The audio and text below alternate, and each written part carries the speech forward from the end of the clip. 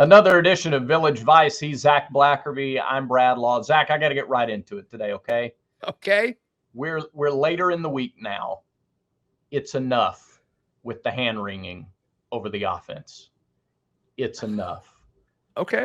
I understand being a little frustrated by it because we all stayed up late. We all needed a nap on Sunday. We were all tired. And I even understand it carrying into Monday or Tuesday.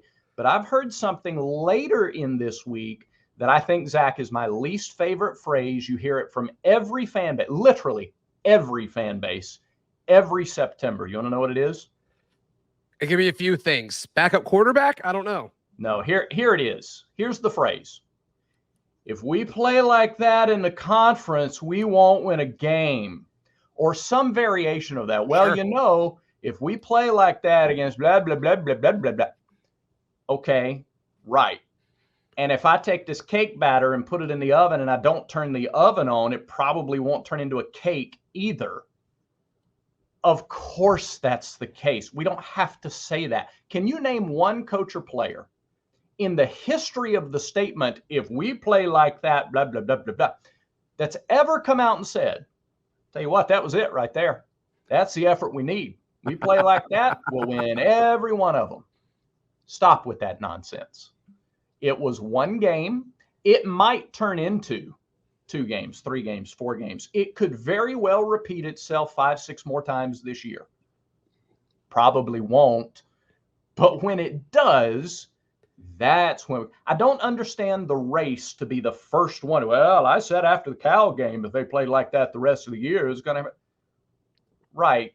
Didn't take a lot of detective work to say it either. Sorry, I'm a little on edge as we get closer to game day, Zach. No, I get it. And it's probably a good thing at Samford this weekend, right? Or that probably even, more so. Yeah. But Hugh Freeze has said this throughout the week, too, in his various media appearances. And he's right. We've talked about it a little bit here as well, Brad. But a lot had to go wrong for Auburn to have the offensive performance that they did against Cal. 4 turnovers. Really 3 impacting the flow of the offense. Auburn's going to give up the football after Peyton's fumble on that 3rd play regardless, but It is what it is. Still, you'd rather punt than give it to them where they can kick a field goal, which is what they did. Yep. But a lot had to happen, right? And like the timeliness of Damari's fumble and Jarquez's fumble, like that's not great. I think Shane Hooks, while that wasn't an easy catch that resulted in a Peyton Thorne touch interception. Yeah. I think he catches that 2 out of 5 times. I think it's an incompletion, 2 out of 5 times, and it's a batted ball up in the air, 1 out of 5 times. And it is what it is. Props to Cal for being heads up on the play. Yeah. And so I just think 3 of the 4 turnovers did impact the game in a big way and killed Auburn's drives, especially those 2 fumbles when Auburn had momentum. You're not going to see that unfortunate timing again, I don't think. No. Auburn's running backs ran the ball for over 5 yards a carry. They weren't able to convert on 3rd down at the rate that they'll probably convert. You've got to think that's one of the season low 3rd down conversion rates. And converting on 3rd down, getting first downs in general helps you play with the tempo with which you want to play, gets more plays for you. So more passing, more balance opportunities there. There are just a lot of little caveats in that game. I want to make one other comparison. Okay. To the Cal game.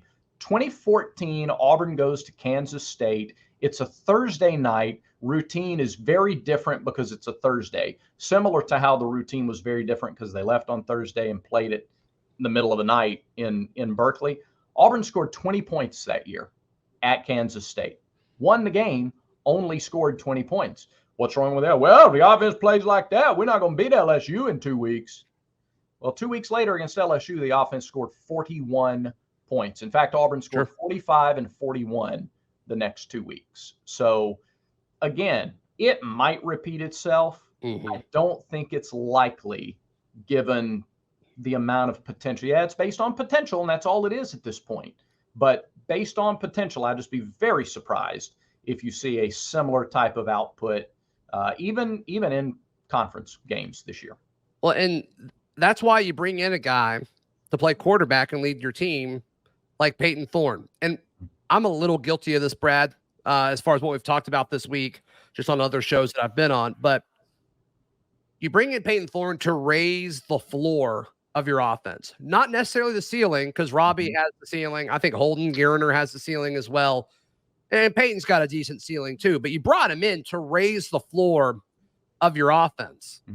And I think it's easy to look at the micro level of this and say, well, it didn't really look like the floor was raised against Cal. But over the course of the season, I think the floor will be raised because you brought a guy in like Peyton Thorne. I mean, he's got now more than 2 years of starting experience at the P5 level. And you know what he is. And what he was Saturday night does not match the rest of it. So for all these folks that are calling out Peyton Thorne and saying to start Holden Garner, pump the brakes. That's where I thought you were going with this, actually, is the amount of Auburn fans that say we've got to start Holden Garner on Saturday. Stop. That doesn't help anything. The biggest issue right now on offense is there's no flow whatsoever, and changing quarterbacks right now that doesn't make a whole lot of sense. So I'm with you. I'm glad you opened up our final show before Auburn takes on Samford with a little, hey, let's chill. Let's chill. What? Just a little bit. A little follow up to that. Just because you wear, let's say I wear this blue and white shirt, and tonight you look very handsome in it, by the way. Well, I look handsome in everything, but thank you for saying that. Don't disagree. Such false arrogance. Anyway, and let's say that tonight I go to Tiger Talk and I spill pizza on the shirt. Doesn't mean every time I wear the shirt, I'm going to spill food on it. It happened one time. I'm going to wash it. I'm going to wear it again. I like the shirt. Going to wear. It's the same type of thing. Just because something happens one time is not a guarantee that it's going to happen another time. So, is pizza your go-to order at Baumhauer's? For sure, 100%. Bada bing, no mushrooms every time. Yeah, I mean it's hard to make a mistake there for sure. Those ovens that they have, top notch. You're like the only ones like that in the state. You can tell they're very, very good. They're very, very delicious. I do want to look at some of the offensive production, specifically some stats from quarterbacks. I worked on this with one of my good friends, Andrew Stefaniak, which is his birthday. Happy birthday, Andrew Stefaniak. We put a story up at auburndaily.com earlier today. 5 quarterback stats that you should think about, or at least know about, going into Samford. Brad, you are not aware of these. I have not shown you these yet, but I want to read them and get your reaction. So that's coming up in just a second on Village Vice. As a bettor, you demand perfection, and MyBookie delivers. NFL, college football, and a brand new cash out system give you options to bet and win all season long. The first 2 legs of your parlay hit. That's great. You can cash out early, or you can keep riding that train and making the cheddar with MyBookie. Join the MyBookie family. All you have to do is go to mybookie.ag. They have a no strings attached cash bonus that allows you to make deposits, withdraw quickly. Use promo code NEXTROUND, and you'll get that extra money, baby. So bet that deposit amount. Once again, you can cash out anytime. Use promo code NEXTROUND. You can bet anything, anytime, anywhere, only with MyBookie. All right, Brad. 5 quarterback stats. You ready to rock and roll? I'm ready. I just want your raw reaction to each one. You can say if it means something. You can say if it doesn't mean anything, or if it leads you down a rabbit hole that you want to talk about, we can do it. All right. There's no rules here.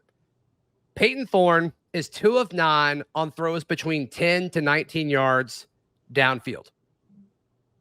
That's his worst area of the field. Intermediate passing, 10 to 19 yards downfield. A little surprised there's only 9 attempts is my first reaction to that through the first 2 games. Wouldn't be surprised if there was 8 or 9 Saturday in the game. I also think if you're going to beat Texas A&M, I think that's how they got to attack them.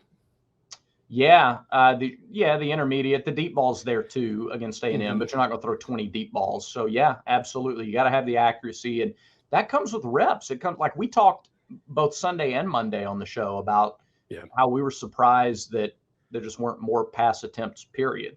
And I think you'll see more of that going forward. So surprised the attempts are that low. All right, number 2, Robbie Ashford is 0 for 4 on passes beyond the line of scrimmage. All of his completions have been passes behind the line of scrimmage. Got to be more. If he's going to be more than a package quarterback, if he's going to be a quarterback, you got to have more throws down the field than that. Teams are going to do more and more to stop his running game. And they'll do more and more in general to creep closer to the line of scrimmage and to play the line of scrimmage. So whether that's passes behind the line or Robbie running, he's got to throw it more than that. Sure.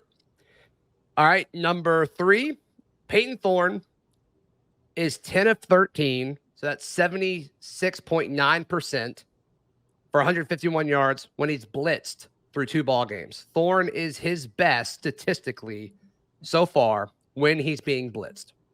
Ooh, yeah, I didn't realize it was that high of a percentage. Almost 80% when you blitz Peyton Thorne. Yeah, I think it says a lot about the offensive line, obviously, and how far they have come. Mm-hmm. I think you point there first. And there's been some talk about, well, Peyton, he's easily rattled. Well, not necessarily. Those stats would say otherwise anyway, sure. That his decision-making in the face of pressure has been awfully good through the first 2 games. Yeah, that bodes well going forward. Based on that, yep. And that's 13 passes. Not a huge sample size, but still strong start there for sure. All right, my 4th stat that I want to read to you. Peyton Thorne has struggled on play action. That is his worst percentage here. He is 6 for 14, so 42.9% for 84 yards off of play action. That's his weakness right now. So that makes me wonder, is it a footwork thing? Is it a mechanics thing? Is he rushing? That would fly in the face of the stats about when he's blitzed, though, because he's not rushing his throws. But is it something about the play action motion that affects either the way he goes through his progressions down the field, his internal timing, his footwork, his arm mechanics? There are so many little things that go into quarterback play. I just wonder if maybe that doesn't, if something about it doesn't maybe get him off kilter. Yeah. Or did Cal just not respect the running game in the sense of they weren't going to bite on play action? I don't know. Yeah. I don't know.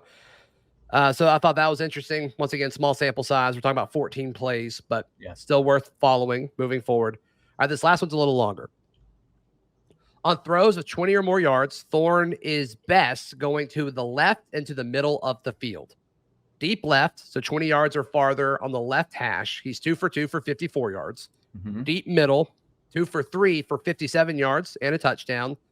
I guess that would have been to Jay Fair in the first game, I'm guessing. And then to the deep right, he's 0 for 3. Does that matter? I don't know. Small sample size yet again, but just asking you.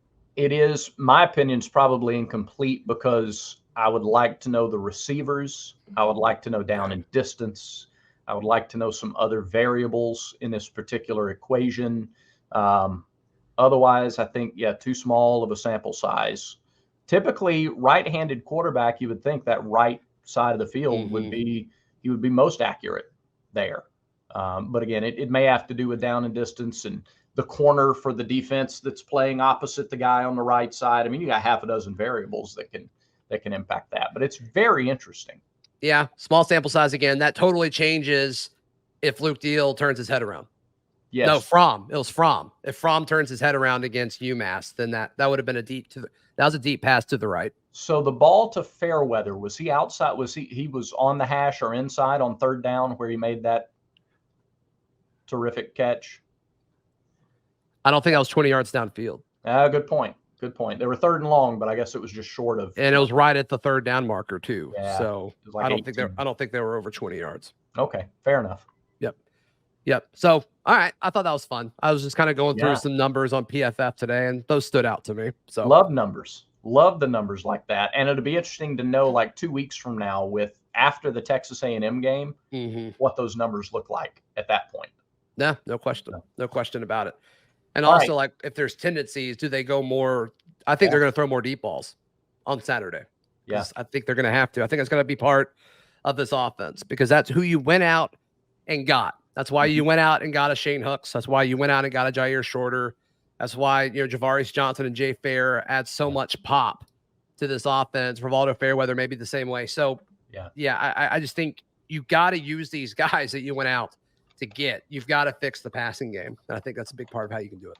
It is interesting that the 2 guys who have gotten the praise from the receiver spot are guys who are here. Already here. Yep. And I don't want to discredit the amount of work that they put in. Jay Fair is an incredibly accomplished receiver coming out of Dallas. He was good. Sure. Javarius Johnson, electric speed. He's been productive his first couple of years, but it is surprising. And I'm just taking a quick look at the receiving stats here. Shane Hooks has 2 catches. Jair Shorter does not have a catch. If you had told me that through 2 games, Hooks and Shorter would combine for 2 catches, wouldn't have believed it. And I think Shorter has 1 target all year. Is that right? I think he got targeted once this past week, and I think that was it. Yeah. Which is crazy to me. I would have never ever guessed that. I mean, that's just amazing. It just doesn't fully make sense to me. Yeah, Shorter has 1 target across 2 games. Yeah. I just wouldn't have believed it. And so credit Javarius and Jay and the job that they have done to become the guys. Do you think, by the way, in the game Saturday, does Jay Fair make it 3 for 3? Does he have a touchdown catch Saturday? I think so. I do too. I think a lot of guys are going to score touchdowns on Saturday. Wonder when the last time an Auburn receiver had touchdowns in 3 straight games. Ooh. That's a fun stat to look up. Yeah. You have to go back a while. Yeah, we could do that. Or as you watch, just comment if you know the answer, and we'll look it up and see if you're right. Yeah, that'd be fun. Little Village Vice 6-pack action. Ooh, it's Thursday. That's right. Before we do that, I'm so underdressed for this. You're dressed perfectly. Tell you what, people love the ball. That's a fancy ball cap you got there. Why? Thank you. I got to get one of those. That's pretty good. Lance's lock. See, I was about to say locked on, and it you saw the hat. Yeah, stole my attention.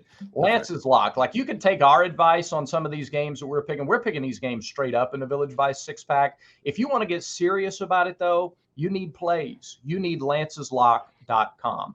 You can still get right now the best price on the monthly packages and the annual packages. The annual package is the way to go, believe me, because you're going to go so far beyond the football season. We get into basketball. We get, it's comprehensive.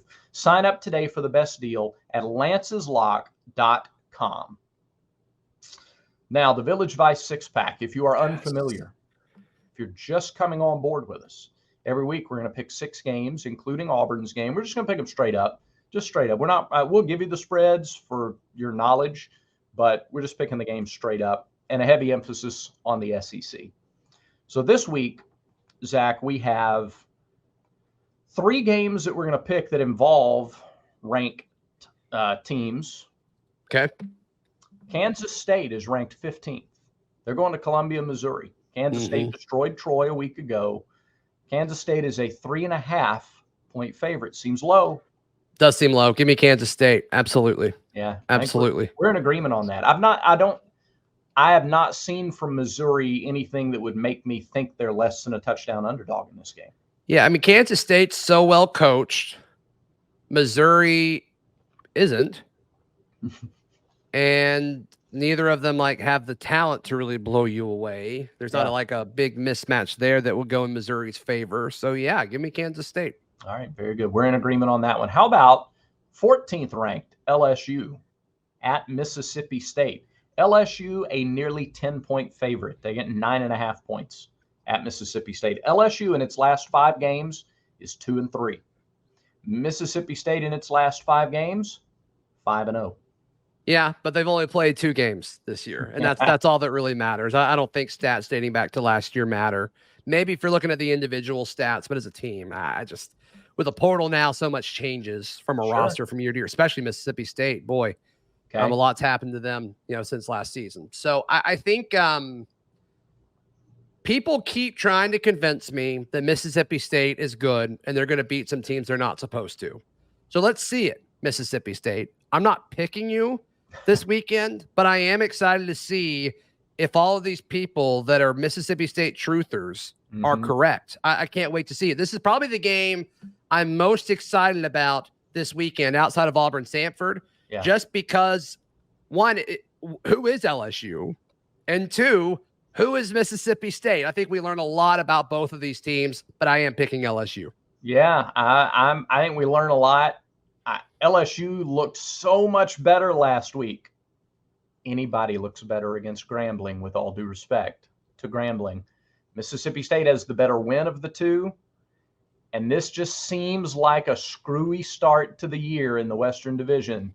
I will go ahead and call for it. I think Mississippi State upsets LSU in Starkville. I think those cowbells are going to be ringing long into the night in Starkville. Yeah, I mean, Starkganistan, they deserve it. There's no question about it. We'll see. We'll see what happens. But yeah, I'm going with LSU. So good, we differ on one. That's fine. Yes, we do. All right, 11th ranked Tennessee is at Florida. Tennessee just a 6-point favorite. It has been 20 years since the Volunteers won in Gainesville.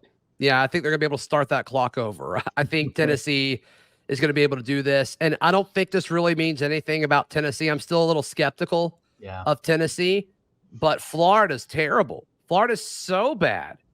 So it's going to take a lot for me to pick Florida over anybody for the rest of the year. So yeah, I'm going with Tennessee. It wasn't just that Florida didn't look good against Utah. It was that even in their get better game last week, like all they did was run the ball. That's all they did. They weren't aggressive. They weren't imaginative. They just, hey guys, we need a win. Let's just go get a win. Let's get a win and get out of here is what it looked like. So kind of from a distance. I'm with you. Tennessee, Joe Milton's been fine. He has 4 touchdowns, no interceptions. He's never thrown an interception at Tennessee, and he's completing literally 2/3, 67% of his passes. They'll do enough. Florida won't be able to run, and Tennessee will get the win. Yeah, I'm with you. All right, compelling game here. 2-0 BYU, 2-0 Arkansas. Arkansas is a real pedestrian-looking 2-0 at this point in the season, in my opinion. Arkansas, an 8-point favorite at home. Any chance for the Cougars? I think so. I'm going to pick BYU here. I think BYU wants it more. I think all the pressure is on Arkansas. And as of so far, I mean, everybody kind of gave a lot of love to Arkansas over the course of the offseason, and I haven't seen them do really anything to back it up. Yes, KJ is very good. KJ has got great stats leading up into the season, but I'm going to take BYU. You pick Mississippi State to upset. I'm taking BYU to upset. And based on your response to that, I don't think we're going to agree on this one. No, we don't. I'm not overly impressed with Arkansas, but I do think they'll do enough. I would probably pick BYU to cover. I think 8 points is too many, but that's not what we're doing here in the Village Vice 6-pack. Yep, I'm calling it. I'm calling the upset here. 8th ranked Washington is at Michigan State. Washington's a 16.5-point favorite. Michael Penix Jr., I think, is a top 3 quarterback in the country. Wow. But boy, Michigan State's going to play. They're either going to play flatter than they've ever played, or they will play out of their minds for their embattled coach. I just don't know if it's enough to be a more talented and a much more explosive team in Washington. Yeah, Washington's really good. They're a good football team. And I think with the depth of what the Pac-12 has to offer this year in its final year, Washington and Utah are kind of getting forgotten in all this because everybody's looking at, Oregon, and everybody's looking at Caleb Williams, the reigning Heisman Trophy winner in USC, and Colorado. But there's a lot of other good teams there. Utah's very good. We'll see if Cal's good. A lot of Auburn fans think they're really, really good. I'm still kind of on that, but obviously Washington's a good team. And then look, Oregon State. A lot of people think really highly of Oregon State as well. So I mean, that is such a good conference, and they know what's at stake. And look, Washington's going to the Big Ten next year. This isn't just a game for them. This is an opportunity for them and Kalen DeBoer, their coach, to go in and say, hey, we belong here. We're not here just out of charity because we had to leave the sinking ship that was the Pac-12. We belong here, and we're going to show you. So, yeah, I think Washington, and I actually think Washington by a lot. Yeah, I tend to agree with you. It's a declaration that we're not just coming to join. We will actually elevate the Big Ten. Yeah, and I think they will. Yep. All right, finally, Auburn and Samford. Just take half a second. This is tough. I'm going to let you go first on this one. Auburn wins the game. Auburn looks not as good as you'd like in the first quarter, but by the end of it, you're pretty happy when it's all said and done with how Auburn looked in an easy win over a homecoming opponent. Do you think they win by more than they did against UMass? Was that 52? No, I don't. I don't think I do either. But I think And that's most places okay. aren't even putting out the line for this game, which is Yeah. kind of lame. But Well, I some get it. don't, I guess, with the FBS against the FCS Mm-hmm. opponent. I can see a 52-13 type of game, or a 55-6 type game, something like that. Yeah, I mean, does Auburn get to 60? I don't think so. Okay, 50-10, something like that. Yeah, something like that. I think I don't. I'll be surprised if the start is as fast as what everybody wants, just because you start fast on Saturday if you start fast on Monday, Tuesday, and I can't help but think there's a little bit of slow wheel turning to get back into the groove after the California trip. Yeah, I talked with some Samford reporters throughout the week, and they're like, look, Samford's not going to win this game, but they are going to do a lot of stuff on offense that may result in some chunk yardage here and there. Mm-hmm. So we'll see. I'll give them a fluky score, and Yeah. then I think that'll be about it. So, yeah, I'm thinking like low 50s to 10, something like that. There you go. All right, Zach. That Enjoy. 6-pack was refreshing, Bradwell. I need to wear a collared shirt on Thursdays moving forward, but I think that about does it, right? We'll talk after the game on Sunday. Yes, we will. Thanks, everybody, for watching. Remember, everyone has vices. Make sure Village Vice is one of yours.